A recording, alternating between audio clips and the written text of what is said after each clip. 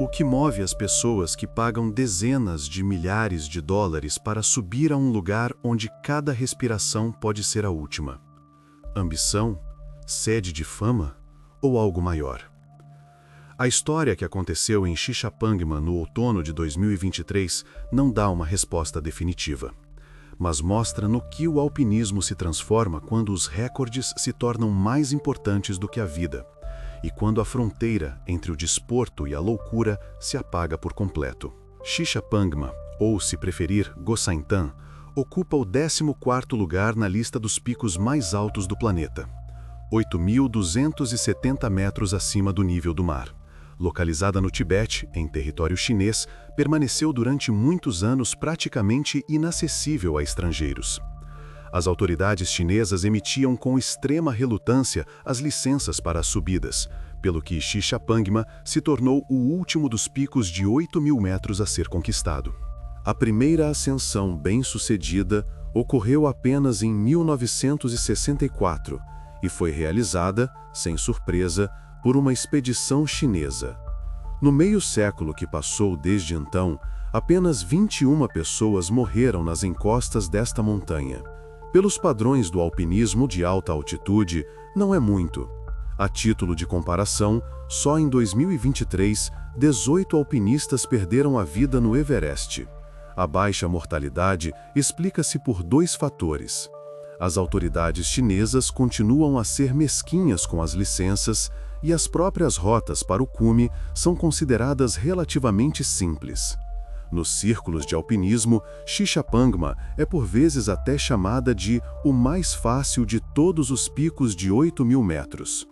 Embora a palavra fácil, a uma altitude superior a 8.000 metros, soe quase como uma zombaria. Mas nos últimos anos, uma nova onda de febre por recordes começou no mundo do alpinismo de alta altitude. Quase não restam picos por conquistar, e os atletas têm de inventar novas formas de entrar para a história. Em 1986, o lendário Reinhold Messner concluiu o projeto Todos os 14 picos de 8.000 metros, e sem o uso de oxigênio. Levou quase 16 anos para o fazer. 16 anos de preparação, subidas, aclimatação, espera por janelas de bom tempo. Foi uma maratona no limite das capacidades humanas. Em 2019, o alpinista nepalês Nirmal Purja explodiu este sistema de coordenadas. Ele conquistou todos os picos acima de 8.000 metros em 6 meses e 6 dias, um recorde mundial que parecia inatingível. O que Messner levou 1 década e meia para fazer, Purja conseguiu em meio ano. A comunidade de alpinismo ficou em choque. Uns admiravam, outros falavam de comercialização e da perda do espírito do alpinismo. E em 2023, a norueguesa Kristin Harila foi ainda mais longe. Ela completou a lista em 92 dias, exatamente metade do tempo de Purja. Uma loucura absoluta em termos de velocidade e resistência. 3 meses de uma corrida contínua pelos picos mais perigosos do planeta. No entanto, o seu recorde gerou uma onda de críticas. Dizia-se que Harila era transportada de helicóptero diretamente para os acampamentos de ataque, evitando as aproximações cansativas. Que uma enorme equipe de Sherpas trabalhava para ela, abrindo rotas, fixando cordas, montando acampamentos. Que sem uma pessoa em particular, este recorde teria sido impossível. Trata-se de Tengen Lama, um alpinista nepalês muito forte que acompanhou Harila em todas as subidas. Formalmente, ele era um guia comercial, pelo que o seu nome raramente aparecia nos cabeçalhos. Os meios de comunicação ocidentais escreviam sobre a recordista norueguesa, e o nome do Sherpa ficava relegado para as notas de rodapé. Mas foi ele quem assegurou a viabilidade técnica desta corrida. Foi a sua experiência, o seu conhecimento das rotas, a sua capacidade de trabalhar em altitude sem oxigênio que tornaram possível este ritmo frenético. Guardem este nome. Tengen Lama tornar-se-á uma das personagens-chave da tragédia que ocorreu em Xixapangma. No entanto, a principal onda de negatividade que Harila recebeu deveu-se a outro incidente. Surgiu na internet um vídeo onde a sua equipa passa literalmente por cima de um carregador paquistanês caído. O homem está deitado na encosta a precisar de ajuda, mas ninguém para. Os alpinistas passam por ele, um após o outro, como se fosse apenas uma pedra no caminho. No final, o carregador morre. O vídeo espalhou-se pela rede e o público ficou furioso. Para ser justo, não foi apenas o grupo de Harila que passou por cima dele. Várias outras equipas passaram e ninguém tentou descer o ferido. Levantou-se um alarido. Para os alpinistas ocidentais ricos, os guias locais são material descartável, ferramentas. Os recordes são estabelecidos sobre o sangue dos pobres do Nepal e do Paquistão. Mas eis o que é importante compreender. Este caso é notável apenas porque foi filmado e causou indignação em pessoas distantes do alpinismo.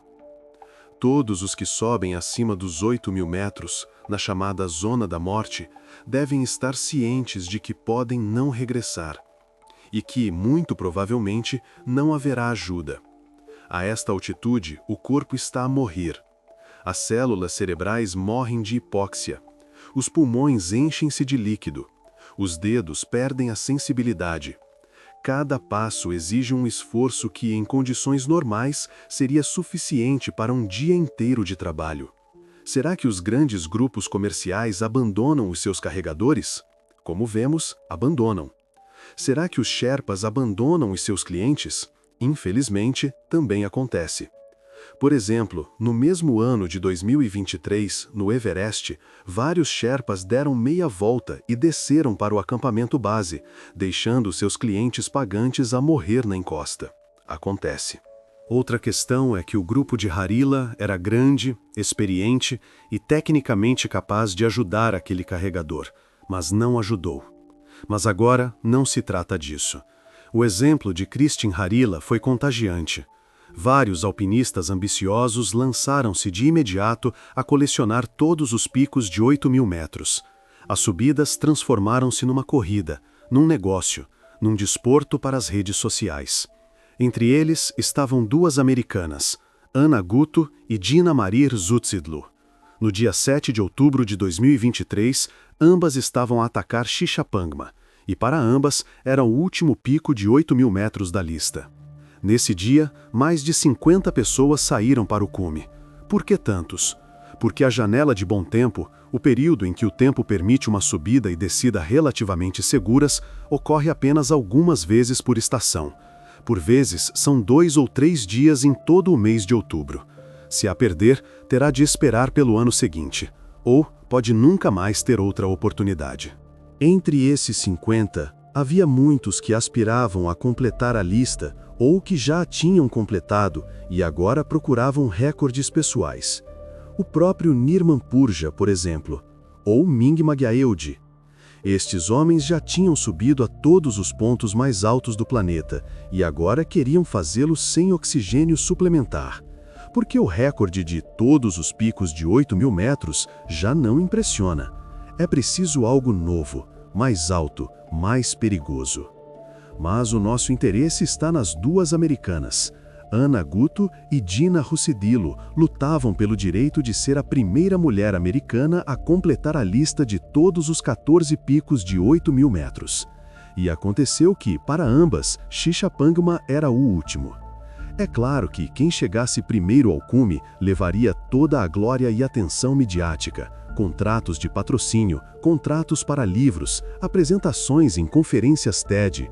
Tudo isto vai para o vencedor. Ninguém se interessa pelo segundo lugar. As condições nesse dia eram, para dizer o mínimo, péssimas. Frio, 40 graus abaixo de zero, tendo em conta o vento.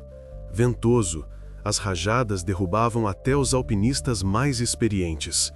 E o mais importante, tinha caído muita neve fresca, o que aumentava drasticamente o perigo de avalanches. Essa neve ainda não tinha assentado, nem formado uma crosta. Estava numa camada solta e instável sobre a neve antiga, uma situação clássica de avalanche. Entretanto, na montanha estava Tenzin Lama, o mesmo Sherpa que, juntamente com Kristin Harila, estabeleceu o recorde mundial. Em vez de descansar após a corrida frenética, ele aparentemente decidiu que era preciso malhar o ferro enquanto está quente. A sua visibilidade midiática disparou e, com ela, os seus honorários. Antes, ele podia ganhar 5 a 7 mil dólares por expedição. Agora, os valores eram na casa das dezenas de milhares. Apenas alguns meses após o seu recorde, ele já tinha liderado grupos comerciais em Manaslu e Dalgiriri. E agora estava a atacar Xixapangma, já como guia pessoal de Gina Resucidlo. E inicialmente, Gina ia com outra empresa, a Climb Bay. Tengen trabalhava na Summit Tracks e eles não se deveriam cruzar. Mas, ao chegar ao acampamento base, Gina declarou que precisava do Sherpa mais rápido e experiente e que estava disposta a pagar muito dinheiro. Obviamente, ela contratou o famoso Tengen, embora isso fosse, para dizer o mínimo, ilegal. O facto é que a empresa com a qual o contrato é assinado é responsável pelo alpinista comercial. É ela que obtém a licença do governo, que é responsável pela segurança, pela autorização para a subida. E o mais importante, pode mandar um cliente de volta se os Sherpas virem que continuar é um risco de vida. É um sistema, não é perfeito, mas funciona. Mas aqui, ao que parece, o dinheiro resolveu a questão. A americana contratou um Sherpa de uma equipa alheia e agora não estava claro quem era responsável por ela. As cadeias formais de responsabilidade foram quebradas. O alpinista macedônio Sasko Kesev, que também estava na montanha nesse dia, comentou assim: "A liderança é crucial em tais situações. Os clientes oferecem frequentemente grandes somas aos Sherpas para que continuem a trabalhar apesar do perigo. É por isso que é necessário um verdadeiro líder, alguém que consiga tomar a decisão certa e fazer a equipe recuar a tempo. Mas quando dezenas de milhares de dólares estão em jogo, tomar tais decisões torna-se mais difíceis." Na montanha nesse dia, havia muitos alpinistas fortes e muitos deles perseguiam recordes. Não se pode dizer que o objetivo das americanas fosse algo fora do comum. Pelo contrário, eram ambições pessoais. Mas Xixapangma era o último para muitos. Sirbas Han e Koros Kashi esperavam tornar-se os primeiros paquistaneses a colecionar todos os 14 picos.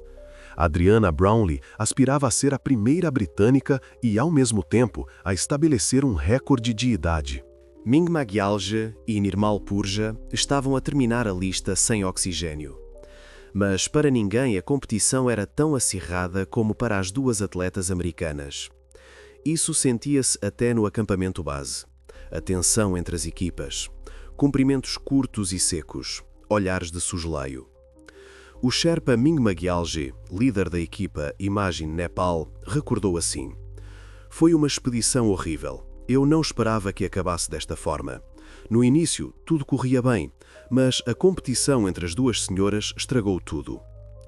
Ele trabalha nas montanhas há 20 anos. Já viu muita coisa, mas nada como isto.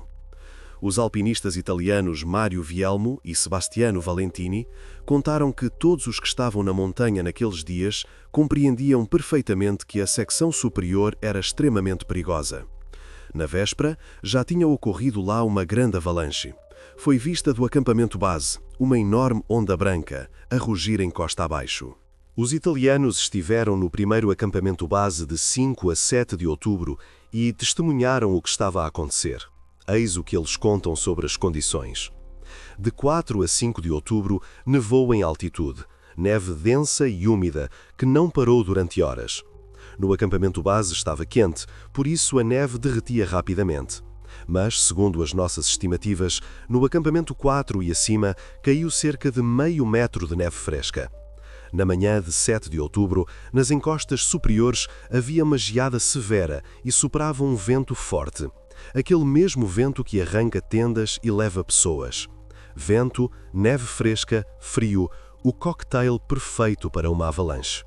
Além disso, a 5 de outubro, 2 dias antes da tragédia, várias cordadas já tinham sido apanhadas por uma avalanche.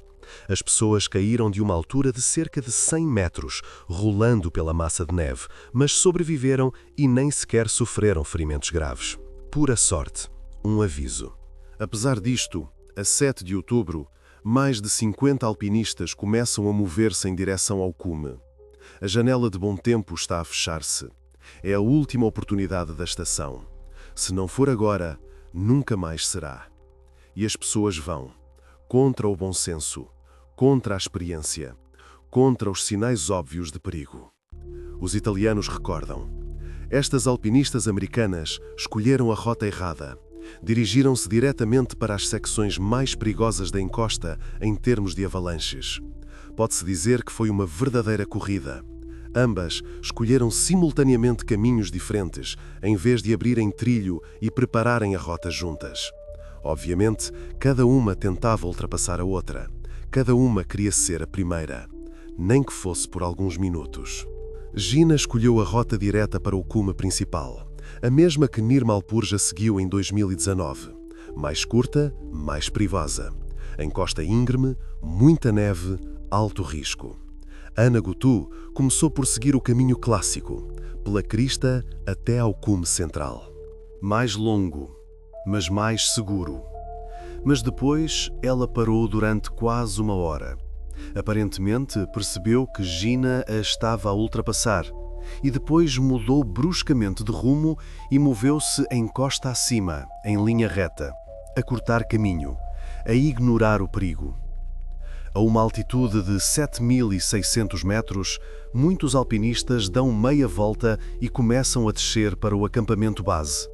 Eles veem a situação de perigo de avalanche e decidem não arriscar. A subida é cancelada. A vida é mais preciosa. Mas não para as americanas. Elas continuam a subir, passo a passo. A respiração através da máscara de oxigênio. O frio contrai os músculos. A neve cede sob os crampons. Mas elas continuam. E a uma altitude de cerca de 7.800 metros, as avalanches começam a despoletar. E não foi uma única avalanche, mas uma série delas. Ondas enormes de neve desciam, varrendo tudo no seu caminho. Primeiro, em silêncio, um leve sussurro. Depois, um estrondo. Depois, um rugido que ensurdecia. A primeira avalanche atinge Ana Gutu e Ming Mahita, o Sherpa que ia com ela na cordada. Acontece por volta das 11 da manhã. A neve atinge-os com tal força que lhes parte os ossos. Depois arrasta-os para baixo, roda-os, soterra-os. A segunda avalanche ocorre cerca de 2 horas depois, por volta da 1 da tarde. Leva Dina Rizidulo e Tengen Lala. E aqui está o ponto mais importante. Quando a primeira avalanche caiu e soterrou Ana e Ming Mahita, o grupo de Dina e Tengen viu. Eles estavam mais acima e observaram a neve a cobrir as pessoas. Viram a avalanche arrastá-los para baixo. Ouviram os gritos, interrompidos a meio da palavra. Mas eles continuaram a subida, como se nada tivesse acontecido. Como se não fossem pessoas, mas apenas pedras que caíram algures lá embaixo. Aqui surge a questão principal. O que levou um guia tão experiente como Tengen Lama a continuar a subida, em vez de fazer a cliente recuar? O que se passou na sua cabeça? Que cálculo? Que lógica? Pensou ele que teriam mais sorte? Ou o dinheiro foi mais forte que o instinto de autopreservação? Infelizmente, nunca saberemos a resposta. Outros Sherpas supõem que se tratou das ambições da cliente rica, que poderia ter prometido aumentar significativamente os seus honorários por uma subida bem-sucedida, duplicar, triplicar, transformar uma expedição no rendimento de um ano. A primeira avalanche ocorre às 11 da manhã, a uma altitude de 7.800 metros. A segunda, por volta da 1 da tarde.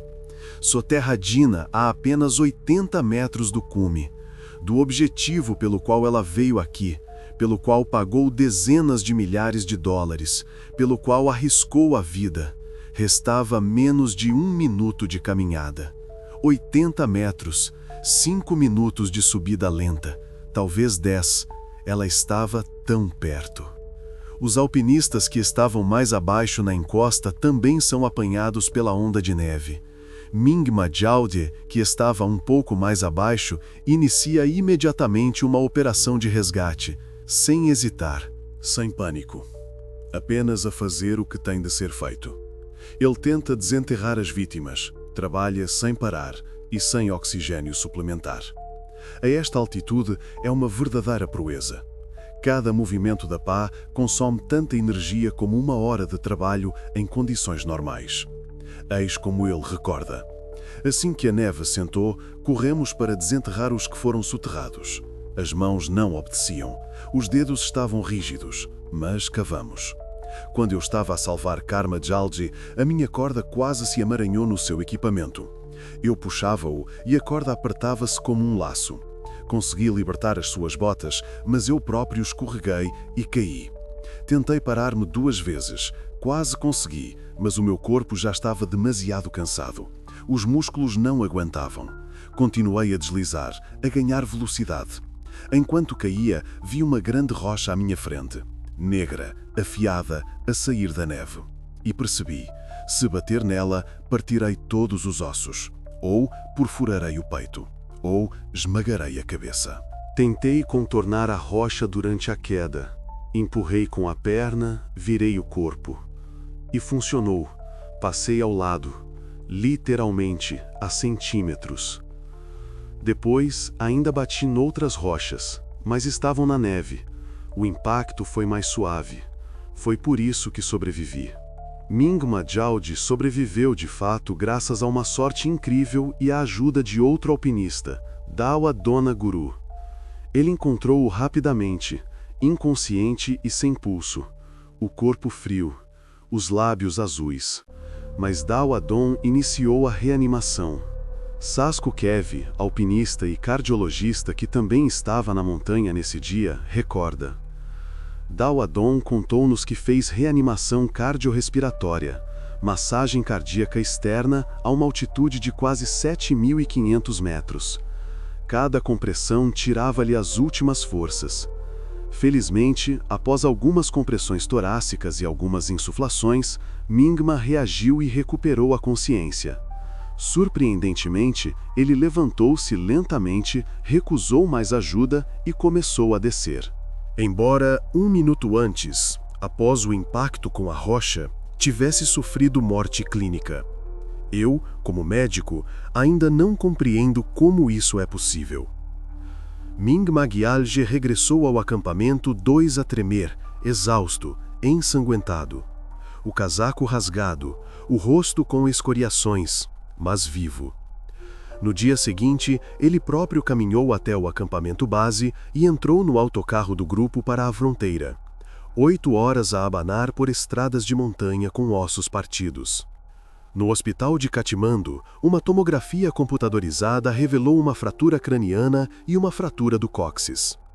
E, no entanto, o homem desceu sozinho de uma altitude de 7.300 metros, uma altitude da qual nem mesmo pessoas saudáveis regressam sempre vivas. A sua história é uma lição à parte sobre a força de vontade que os Sherpas possuem. Mas as alpinistas americanas e os seus Sherpas estavam muito mais acima na encosta. Não havia qualquer hipótese de os desenterrar. Foram soterrados pela avalanche. Metros de neve. Toneladas de pressão. Sem ar. Sem saída. A alpinista napalense Naila Okano recorda assim estas mulheres. Eu não conhecia bem a Ana, mas ela deu-me os seus aquecedores de mãos quando eu estava a congelar em Nacho. Assim, sem mais nem menos. Sem eu pedir. Viu que eu estava com frio e deu-me-os. A partir desse momento, nasceu uma amizade entre nós. A Gina chamava a Ana alpinista de Instagram. Dizia que ela perseguia likes, não cumes. Mas eu acho que a Ana era apenas uma rapariga simpática que queria provar algo a si mesma. Depois de subirmos ao Show Yu e regressarmos ao acampamento base, as coisas pioraram muito. A Gina tinha partido para a subida há apenas algumas horas, mas as autoridades locais, por alguma razão, detiveram-nos. Verificaram documentos, fizeram perguntas estranhas. Depois surgiram problemas com os iaques. De repente, descobriu-se que não estavam prontos para levar o nosso equipamento.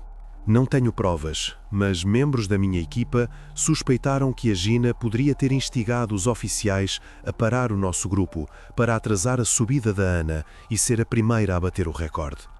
Talvez seja paranoia, ou talvez não. Para levar a Ana a tempo, tivemos de deixar a maior parte do equipamento que deveria descer para o acampamento base. Levámos apenas o que era necessário para a subida, o mínimo.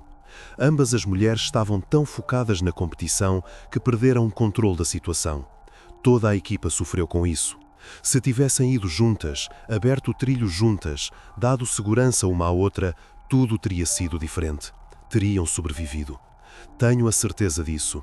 É uma pena que nós, mulheres, não saibamos apoiar-nos umas às outras, especialmente em lugares como este.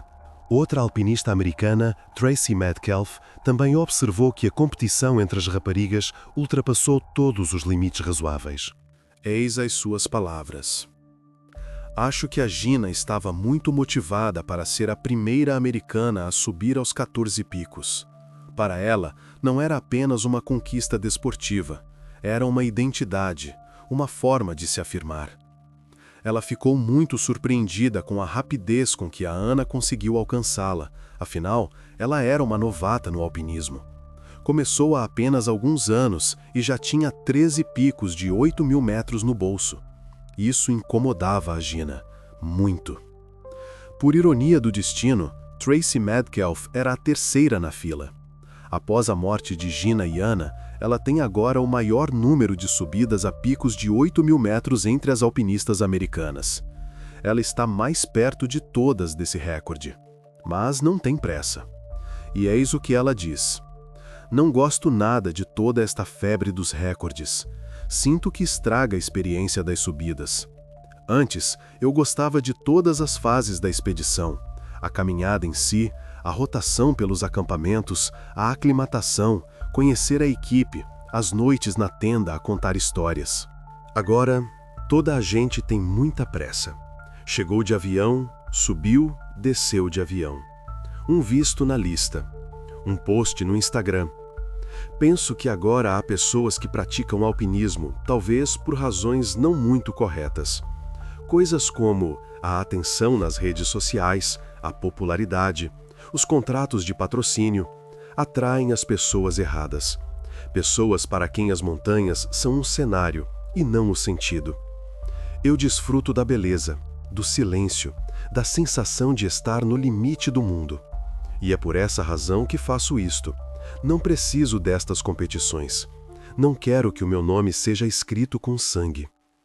O resultado desta subida foi que 4 alpinistas, na sua busca por ambição, foram varridos por uma avalanche. Os seus corpos ainda não foram encontrados. Permanecem lá, na encosta, sob metros de neve e gelo. Talvez, dentro de alguns anos, o gelo se mova e alguém descubra os seus restos mortais. Ou talvez, permaneçam lá para sempre. Tracy Metcalf resumiu-o da melhor forma. Foi uma lição, embora não seja nova. É que a zona da morte não é lugar para competição. Os recordes não significam nada se já não existires. Pode ser o primeiro americano, o primeiro asiático, o mais rápido, o mais jovem. Mas, se estás morto, que diferença faz? 2 alpinistas Sherpas, que tinham um futuro brilhante, também morreram no desempenho do seu trabalho, na perseguição das ambições dos clientes. Tenzin Lama poderia ter se tornado uma lenda do alpinismo nepalês. Poderia ter treinado uma nova geração de guias. Poderia ter aberto a sua própria empresa. Mas ficou na encosta de Shishapangma, porque não conseguiu dizer não a uma cliente rica. Esta história causou uma enorme ressonância. O governo da China proibiu as subidas a Shishapangma nessa estação. A perda de Sherpas tão conceituados abalou a comunidade de alpinismo. Em Katmandu, realizaram-se manifestações de familiares dos guias falecidos. As pessoas exigiam mudanças no sistema. Começaram a ouvir-se cada vez mais conversas sobre a necessidade de dar aos guias mais direitos e poder de influência sobre os clientes. para que possam fazer um grupo recuar sem o consentimento do cliente se vir em perigo, para que não se tornem meros instrumentos para alcançar os recordes de outros, para que a sua palavra tenha peso e não seja comprada com um maço de dólares. Recentemente, Kristin Harila, a mesma norueguesa com quem Tenzin lá estabeleceu o recorde mundial, anunciou que pretende recuperar o corpo do seu antigo parceiro das encostas de Shishapangma. Ela lançou uma campanha de angariação de fundos, contratou uma equipe, obteve permissão das autoridades. No entanto, também esta declaração foi vista pela maioria como uma tentativa de autopromoção. Alpinistas experientes concordaram que se trata de uma iniciativa inútil e extremamente perigosa, que custará novas vidas. A descida de um corpo de 8.000 metros é uma operação que exige dezenas de pessoas, dias de trabalho, um risco enorme. E o mais importante, as vidas dos Sherpas, que já morrem com demasiada frequência devido às ambições dos seus clientes. Muitos sugerem que o dinheiro arrecadado para esta expedição seja entregue à família de Tenzin. Seria mais honesto e prático. Os seus filhos ficaram sem pai, a sua esposa sem o sustento da família. Eles não precisam de gestos simbólicos, mas de ajuda real. Esta é a triste história sobre ambição, competição e o preço que por vezes se tem de pagar por um lugar na história. Por uma linha na lista de recordistas, por alguns milhares de likes nas redes sociais. Shishapangma continua de pé. A neve nas suas encostas continua a ser uma camada solta e perigosa. As janelas de bom tempo continuam raras, e as pessoas continuam a subir até onde cada respiração pode ser a última. A corrida não parou, continua.